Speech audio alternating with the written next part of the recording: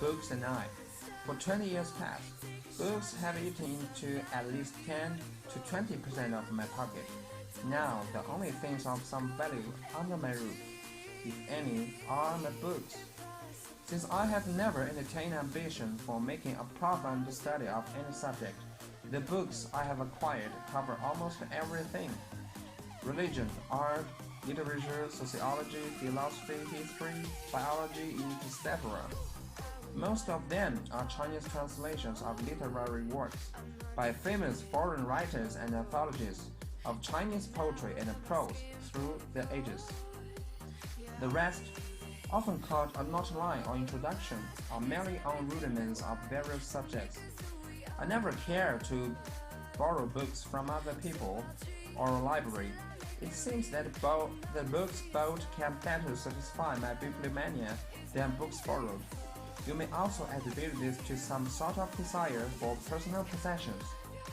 Whenever I have some new acquisitions, it always gives me great pleasure and satisfaction to step my ex-libris on them one by one. As soon as a new book comes to hand, I always read the preface first and then the table of the contents. If it happens to be a thin one, I often finish reading it at one sitting. Otherwise, I often browse through one or two chapters or sections before putting it onto my bookshelf. I seldom read a thick book from cover to cover unless it is a novel. By dint of the first impression it made on me at the time of buying, I have a rough idea of what a book is about and what useful materials in it are available to me.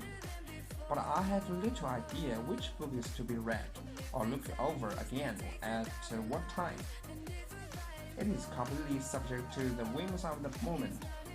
This often prompts me to liken myself and the books on my shelves respectively to an ancient emperor and his concubines housed separately in a row of adjoining rooms.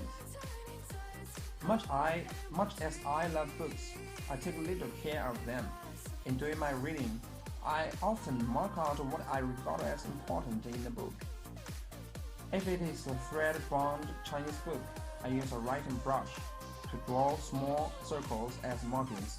Otherwise, I use a red pencil to draw heavy outlines. Consequently, the books I have read are rarely clean. It is said that those who have a great liking for candies were seeking to see them when later they happened to work in a candy store. Likewise, ever since I began to work in a bookstore, my obsessions with books has been very much on decline.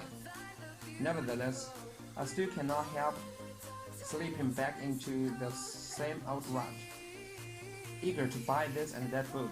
This is probably because candy are to be eaten with the mouth and not worth keeping as knickknacks, while books can be bought without being read and just left on a shelf.